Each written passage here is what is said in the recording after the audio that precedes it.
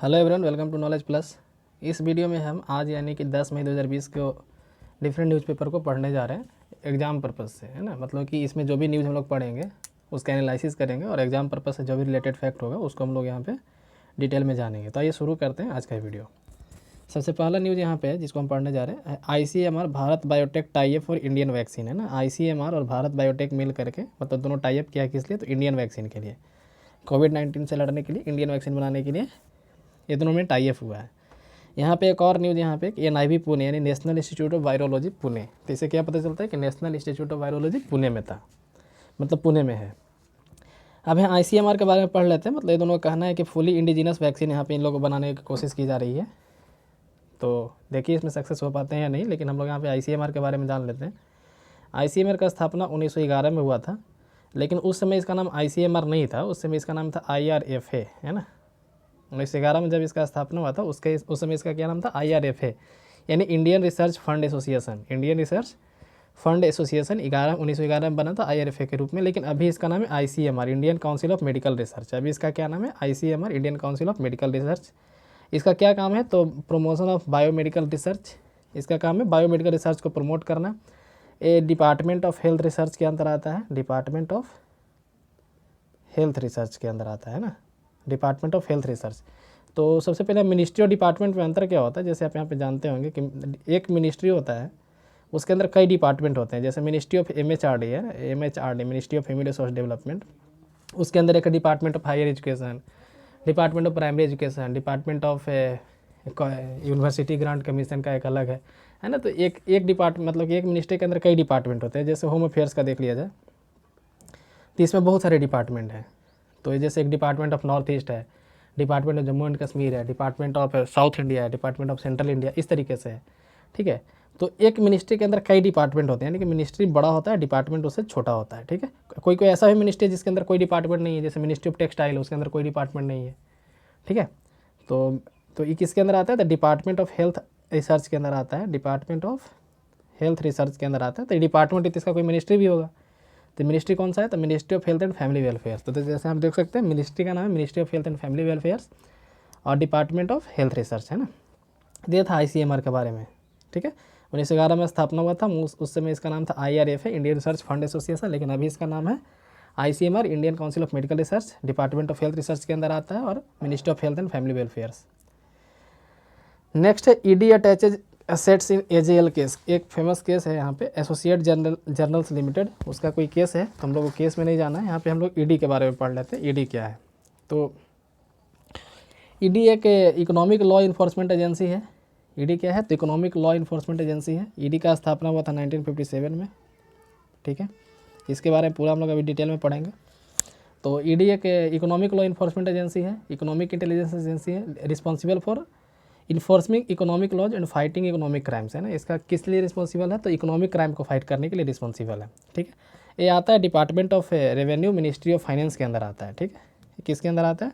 देखिए तो department of revenue, ठीक है। लेकिन मिनिस्ट्री कौन है? Ministry of finance. पहले क्या आता था? तो जब ये बना था तो 1 मई 1956 को बनाया गया था। उस समय इसका नाम था EU यानी इन्फोर्समेंट यूनिट, है ना। 1 मई 1956 में जब बना था तो उस समय इसका नाम था इन्फोर्समेंट यूनिट और ये आता था department of economic affairs, department of economic affairs, ठीक है। मिनिस्ट्री ऑफ फाइनेंस ही था उस समय भी। अब किसके अंदर आता है? अब इसका नाम 1957 से इसका नाम हो गया है ED। अब आता है डिपार्टमेंट ऑफ रेवेन्यू के अंदर, मिनिस्ट्री ऑफ फाइनेंस में आता है, ठीक है। ये मेनली 2 एक्ट को डील करता है, एक है FEMA एक्ट, FEMA 1999, ठीक है, फॉरेन एक्सचेंज मैनेजमेंट एक्ट, और एक है PMLA prevention of money laundering act, ये 2002 का एक्ट है। तो ये 2 लॉ को डील करता है, FEMA act 1999, PMLA act 2002। ED है 1957 में बना था और 1 मई 1956 का इसका स्थापना हुआ था इन्फोर्समेंट यूनिट के रूप में, department of economic affairs, ministry of finance. लेकिन अभी जो है 1957 में जब ED बना तो ये डिपार्टमेंट ऑफ रेवेन्यू के अंदर चला आया, मिनिस्ट्री ऑफ फाइनेंस, ठीक है। इसका काम क्या है? तो इकोनॉमिक क्राइम को देखना। नेक्स्ट न्यूज़ यहाँ पे है, narco terrorist with link to Pak group held, है ना। यहाँ पे तो न्यूज़ से हमको कोई मतलब नहीं है कौन क्या कर रहा है। NIA के बारे में हम लोग पढ़ लेते हैं। NIA क्या है? तो NIA का स्थापना 2009 में हुआ था मुंबई में, जब ताज अटैक हुआ था 2008 में, 26/11 का अटैक। उसके बाद इंडिया को ऐसा फील हुआ कि एक ऐसा भी संस्था होना चाहिए जो सिर्फ टेरर अटैक को देखे, तो उसके लिए NIA को बनाया गया 2009 में। इसके लिए एक एक्ट लाया गया था जिसका नाम था NIA एक्ट, है ना, NIA एक्ट 2008। NIA एक्ट 2008 के तहत बनाया गया इसको, 2009 में इसका स्थापना किया गया। ये मिनिस्ट्री ऑफ होम अफेयर्स के अंदर आता है, मिनिस्ट्री ऑफ होम अफेयर्स के अंदर आता है, यानी इसके जो हेड चेयरमैन होंगे अमित शाह होंगे। लेकिन इसका जो डिपार्टमेंट, इसके जो DG हैं यानी डायरेक्टर जनरल है, उनका नाम है YC मोदी, ठीक है। इसके जो DG हैं YC मोदी हैं। इसका काम क्या है? तो कॉम्बैट टेरर कॉम्बैट करने के लिए टेरर रिलेटेड क्राइम देखता है। NIA एक्ट 2010 में आया था, हेडक्वार्टर न्यू दिल्ली में है, मिनिस्ट्री ऑफ होम अफेयर्स के अंदर आता है, डायरेक्टर जनरल YC मोदी है, ठीक है। अभी रिसेंटली इसमें एक बिल लाया गया है, NIA के अमेंडमेंट के लिए एक बिल लाया गया है। बिल पास हो जाने के बाद क्या होगा? तो ये सिर्फ टेरर रिलेटेड क्राइम नहीं बल्कि फेक करेंसी से रिलेटेड क्राइम भी देखेगा। इसका बहुत ज़्यादा पावर बढ़ा दिया गया है ना। अब इसका जो रिडिक्शन है इंडिया के बाहर भी कर दिया गया, यानी कि इंडिया के बाहर यदि कोई इंडिया फिर इंडियन सिटीजन के अगेंस्ट क्राइम करता है तो उसमें भी ये इन्वेस्टिगेशन कर सकता है, ठीक है। तो अब जो है टेरर के अलावा फेक करेंसी को देखेगा। Manufacture and sale of prohibited arms, यदि कोई बंदूक का खरीद बिक्री करता है, मैन्युफैक्चरिंग करता है बिना किसी लाइसेंस के, बिना ऑर्डर के, तो उसमें भी ये डील करेगा। साइबर टेररिज्म में भी डील करेगा। तो इसका पावर जो है काफ़ी ज़्यादा बढ़ा दिया गया है बिल ला करके, ठीक है। तो हम लोग अभी याद रखेंगे NIA का स्थापना 2009 में हुआ था। NIA एक्ट 2008 से क्यों आया गया था? तो टेररिज्म क्राइम को देखने के लिए आया था। और मुंबई में जब ताज होटल पे हमला हुआ था उसके बाद इंडिया को ऐसा फील हुआ, तो उसके बाद NIA बना था, ठीक है। तो ये था NIA के बारे में। नेक्स्ट न्यूज़ यहाँ पे रोव और link road to Kailash Mansarovar. Kailash Mansarovar तक जाने के लिए एक रोड बनाया गया, BRO के द्वारा बनवाया गया है ना। बॉर्डर रोड ऑर्गेनाइजेशन एक अलग संस्था है। जैसे नॉर्मली जो रोड बनता है इधर NHAI के द्वारा बनाया जाता है। NHAI मतलब national highway authority of India, ठीक है। लेकिन BRO एक अलग संगठन है जो मिनिस्ट्री ऑफ डिफेंस के अंदर आता है। ध्यान दीजिएगा, ये मिनिस्ट्री ऑफ ट्रांसपोर्ट के अंदर नहीं, NHAI मिनिस्ट्री ऑफ ट्रांसपोर्ट के अंदर आता है जिसके मंत्री नितिन गडकरी हैं। लेकिन BRO जो है मिनिस्ट्री ऑफ डिफेंस के अंदर आता है, इसके मंत्री राजनाथ सिंह है, ठीक है। इसलिए आप न्यूज़ में देखेंगे राजनाथ सिंह कल 2 दिन पहले एक मानसरोवर तक जाने के लिए एक रोड का उद्घाटन किए हैं। तो BRO जो है मिनिस्ट्री ऑफ डिफेंस के अंदर आता है, ठीक है। BRO जो है इंडिया के अलावा दूसरे जगह भी रोड बनाते हैं, जैसे नेपाल में रोड बनाता है, भूटान में रोड बनाता है, मतलब जो भी फ्रेंडली कंट्री है। अफगानिस्तान में भी BRO रोड बनाया है, म्यांमार में भी बनाता है। तो इंडिया में तो बनाता ही है, इंडिया के बाहर भी BRO रोड बनाता है जहाँ फ्रेंडली कंट्री है, ठीक है। तो इसका काम क्या? बॉर्डर रोड, मतलब नाम से पता चला, border road organisation ministry of defence के अंदर आता है। तभी एक रोड बनाया गया है जो कैलाश मानसरोवर जाने के लिए लिपुलेख पास होकर के जाता है ना। लिपुलेख पास सुने होंगे, उत्तराखंड में है। लिपुलेख पास कहाँ है? उत्तराखंड में। तो उसी को जोड़ने के लिए एक रोड बनाया गया है। तो इस पर क्या है, दिक्कत क्या है इसमें कि नेपाल क्यों ऐसा कर रहा है? तो नेपाल का क्लेम है, देखिए जैसे हम लोग का जो इंडिया का बाउंड्री है उत्तराखंड के पास इस तरीके से है ना, नेपाल ऐसा है, ये नेपाल है। तो ये वाला जो पोर्शन है उत्तराखंड का पोर्शन यहाँ पे जो आता है, यहाँ पे एक नदी बहती है जिसका नाम है काली रिवर, काली नदी बहती है। तो काली रिवर को इंडिया और नेपाल का बाउंड्री माना जाता है। लेकिन हुआ क्या है कि पहले काली रिवर जहाँ से बहती थी, तो अभी रास्ता चेंज कर लिया। मान लीजिए पहले यहाँ से बहती है, अब जो यहाँ थी ऐसे बहने लगी है। तो नेपाल का कहना है कि जो पुराना वाला जो रास्ता था वहाँ तक नेपाल है, और इंडिया का कहना है कि नहीं, नया वाला जो रास्ता है वो मतलब कि अभी बाउंड्री है, ठीक है। तो इतना ही दूर ज़मीन के लिए थोड़ा सा मतलब नेपाल और इंडिया में लड़ाई है, एक तरह से बोल सकते हैं। काला पानी डिस्प्यूट इसको बोला जाता है, कुछ दिन पहले भी न्यूज़ पे था। तो काला पानी डिस्प्यूट इंडिया और नेपाल के बीच में है, याद रखिएगा। तो है किस लिए कि काली रिवर रास्ता बदल रही है, तो नेपाल कहता है कि नहीं पुराना वाला रास्ता से बंटवारा होगा, और इंडिया कहता है नए वाले रास्ते से बंटवारा होगा। तो लिपुलेख पास का जो साउथर्न पोर्शन है, दक्षिण वाला जो पोर्शन है, उस पर नेपाल अपना थोड़ा क्लेम करता है। तो वहीं पे रोड बना है, तो इसीलिए नेपाल में अभी प्रदर्शन हो रहा है इंडिया के अगेंस्ट, ठीक है। तो लेकिन मिनिस्ट्री ऑफ एक्सटर्नल अफेयर्स का कहना है कि ऐसा कुछ नहीं किया गया है, ये रास्ता हमारा है, मतलब कि वो टेरिटरी हमारा है। आप मतलब कि बिना मतलब कि ऐसा कुछ कर रहे हैं। यहाँ पे देखिए काला पानी डिस्प्यूट के बारे में लिखा हुआ है ना। तो याद रखिए काला पानी डिस्प्यूट जो है इंडिया और नेपाल के बीच में है। नेक्स्ट है इनेबल लॉन्गर वर्क आवर्स, लंबा वर्क आवर, मतलब कि वर्क आवर को बढ़ाया जाए। ये किसका कहना है? CII का कहना है, कॉन्फेडरेशन ऑफ इंडियन इंडस्ट्रीज़ का कहना है, CII का कहना है। तो हम लोग यहाँ पे CII के बारे में देख लेते हैं। इसका स्थापना हुआ था 1895 में। CII का स्थापना कब हुआ था? 1895 में, ठीक है। ये नॉन गवर्नमेंट ट्रेड एसोसिएशन है, नॉन गवर्नमेंट एसोसिएशन है, ट्रेड एसोसिएशन है। हेडक्वार्टर न्यू दिल्ली में है। याद रखिएगा इसमें पब्लिक और प्राइवेट दोनों सेक्टर के कंपनी आते हैं, मतलब सरकारी कंपनी और प्राइवेट कंपनी दोनों CII में आते हैं। नाम से पता चला CII, confederation of Indian industries. India में जितने भी इंडस्ट्री हैं उसका एक एसोसिएशन है, मान सकते हैं ऐसा। और industry led industry managed organisation है, मतलब इंडस्ट्री के द्वारा चलाया जाता है, लीडरशिप है और इंडस्ट्री द्वारा मैनेज किया जाता है, ठीक है। तो CII के बारे में था, 1895 में इसका स्थापना हुआ था। नेक्स्ट न्यूज़ यहाँ पे साल फॉरेस्ट टोटवाइज के बारे में। साल फॉरेस्ट टोटवाइज करने के बाद एक टोटवाइज है, कछुआ है जो मैराइन वाटर नहीं है, फ्रेश वाटर है। जैसे कल हम लोग पढ़े थे एक ओलिव रिडली टर्टल के बारे में, वो क्या था, मैराइन वाटर था। ये जो है फ्रेश वाटर टर्टल है, फ्रेश वाटर टर्टल है, ठीक है। तो सबसे पहला तो इन्फॉर्मेशन यही हो जाता है कि साल फॉरेस्ट टर्टल जो है फ्रेश वाटर टर्टल है। इंडिया के नॉर्दर्न और ईस्टर्न पार्ट में पाया जाता है। इसके अलावा साउथ ईस्ट एशिया में पाया जाता है। कहाँ कहाँ पाया जाता है, eastern and northern India and in south east Asia. इसका हंटिंग किस लिए किया जाता है, तो हंटिंग फॉर फूड, खाने के लिए इसका हंटिंग किया जाता है। इसके अलावा डेकोरेटिव मटेरियल इससे बनाया जाता है। इसका IUCN स्टेटस क्रिटिकली इंडेंजर्ड है, याद रखिएगा। IUCN इसका स्टेटस जो है क्रिटिकली इंडेंजर्ड है, C क्रिटिकली इंडेंजर्ड है। कहाँ पाया जाता है, तो ईस्टर्न और नॉर्दर्न इंडिया में पाया जाता है और साउथ ईस्ट एशिया में पाया जाता है। Hunted for food, fresh water turtle है। ये रिपोर्ट यहाँ पे जारी किया गया कि इसका जो प्रोटेक्टेड एरिया है काफ़ी कम है ना, मतलब कि साल वाटर टोटवाइज जो है ये काफ़ी कम प्रोटेक्टेड एरिया है इसके लिए, इसलिए इसको बढ़ाया जाए। रिपोर्ट किसके द्वारा पब्लिश किया है, तो wild life institute of India Dehradun. तो इससे याद रखिए कि wild life institute of India कहाँ है, देहरादून में है, ठीक है। Wild life institute of India Dehradun में आप यहाँ पे पढ़ सकते हैं कि recent study ecologist in wild life institute of India Dehradun, ठीक है। तो ये था साल वाटर टोटवाइज के बारे में। नेक्स्ट यहाँ पे है कि अभी हाल ही में एक फंड बनाया गया है, PM केयर्स फंड, नाम आप लोग भी सुने होंगे। और तो PM केयर्स फंड के ऊपर में काफ़ी ज़्यादा कंट्रोवर्सी भी आ रहा है कि एक ऐसा फंड पहले से था, PM नेशनल रिलीफ फंड। तो एक PM केयर फंड बनाने की ज़रूरत क्या थी, तो यहाँ पे देख सकते हैं कि अभी क्या कहाँ तक स्टोरी बढ़ा है कि 28 मार्च 2020 को प्राइम मिनिस्टर जो है सिटीजन से असिस्टेंस मांगे, मतलब सिटीजन से मदद मांगे इसमें PM केयर फंड में डोनेट करने के लिए, ठीक है। तो इसमें कई करोड़ों रुपया तक आ गए हैं अभी तक। तो पहले देखते हैं कि हु में contribute to the fund, fund में कंट्रीब्यूशन कौन कर सकता है, तो कोई भी इंडियन आदमी कर सकता है, फॉरेन आदमी भी कर सकता है, ठीक है, मतलब कोई भी कर सकता है। कहने का मतलब ये हो गया वॉलंटरी कंट्रीब्यूशन है, मतलब कोई ज़बरदस्ती नहीं है। इंडिविजुअल या ऑर्गेनाइजेशन कोई भी कर सकता है। इसमें कोई बजटरी सपोर्ट, मतलब बजट से इसमें पैसा नहीं जाएगा, याद है कि मतलब बजट में कभी एलोकेट नहीं होगा कितना करोड़ PM केयर के लिए हो गया। एक फंड होता है CSR किसको बोलते हैं, कॉर्पोरेट सोशल रिफॉर्म, मतलब जो कॉर्पोरेट सोसाइटी होता है जैसे रिलायंस हो गया, टाटा हो गया, ये तो टैक्स देते ही हैं। टैक्स के अलावे इनको एक स्पेशल दिया जाता है, CSR दिया जाता है कि आपको सोसाइटी के लिए इतना करना है, सरकार को डायरेक्टली नहीं देना है। CSR मतलब कॉर्पोरेट सोशल रिफॉर्म, आपका सामाजिक जिम्मेवारी बनता है कि इतना कुछ करना है। तो CSR फंड के तहत स्कूल में अब देखेंगे किसी किसी सरकारी स्कूल में जो है पंखा रहता है, पंखा पे लिखा रहता है कि SBI के द्वारा दिया गया है। या फिर आप डिफरेंट लोकेशन पे जाइएगा तो कहीं कहीं रास्ते में पानी का प्याऊ बनाया रहता है, लिखा रहता है रिलायंस के द्वारा बनवाया गया है, वहाँ पे एक फ्रीजर लगा रहेगा, है ना।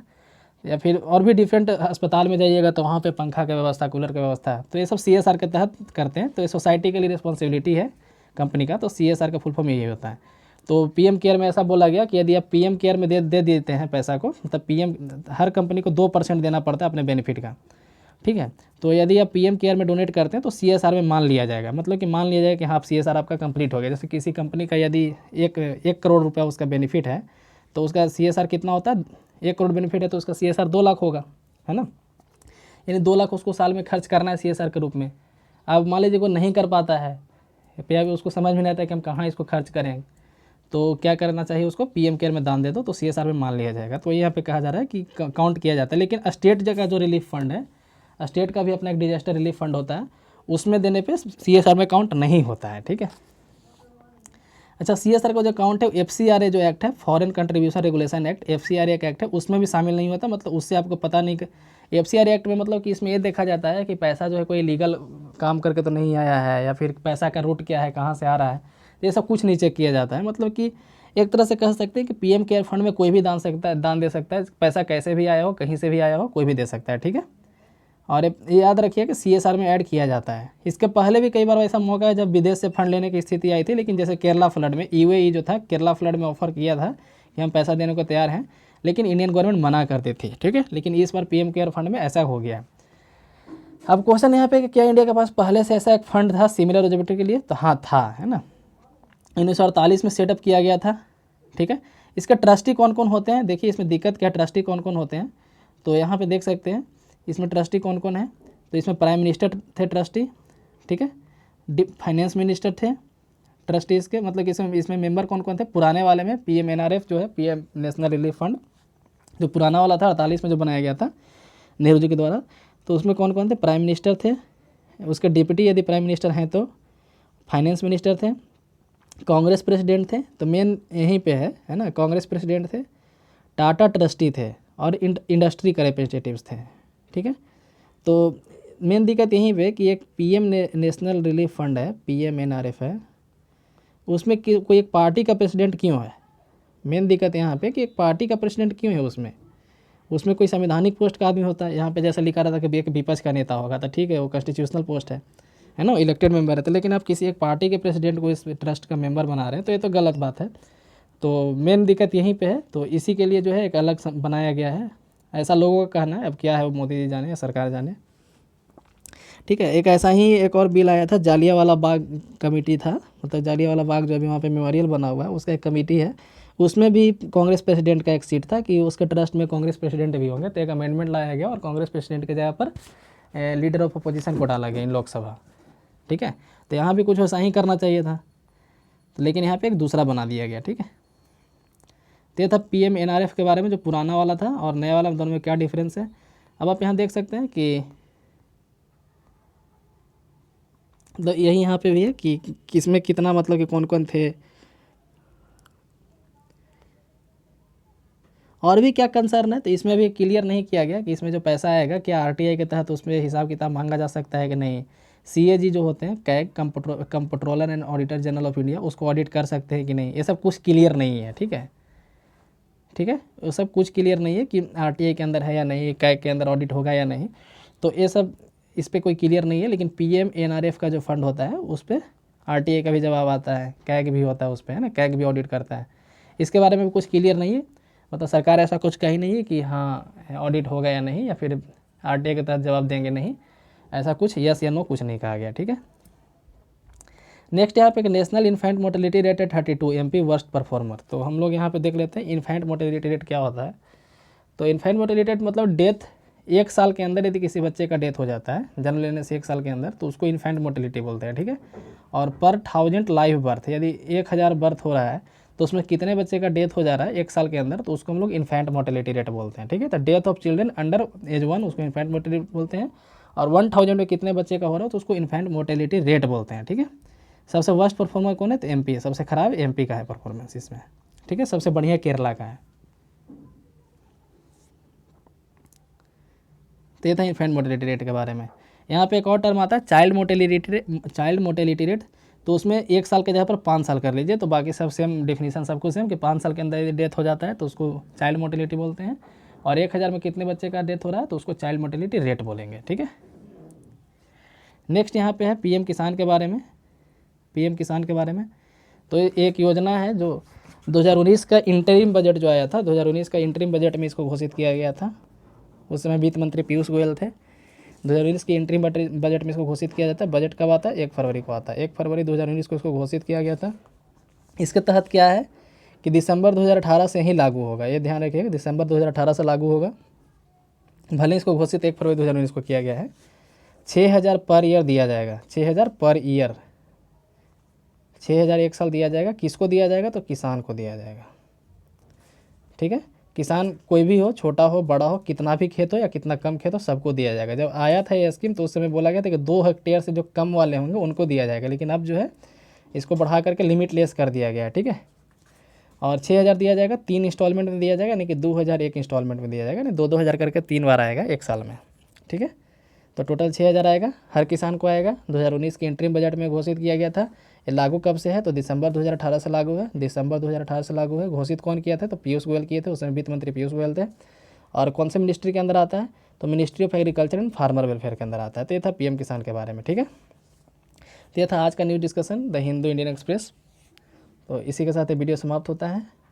यदि वीडियो पसंद आए तो लाइक करें, चैनल को सब्सक्राइब करें।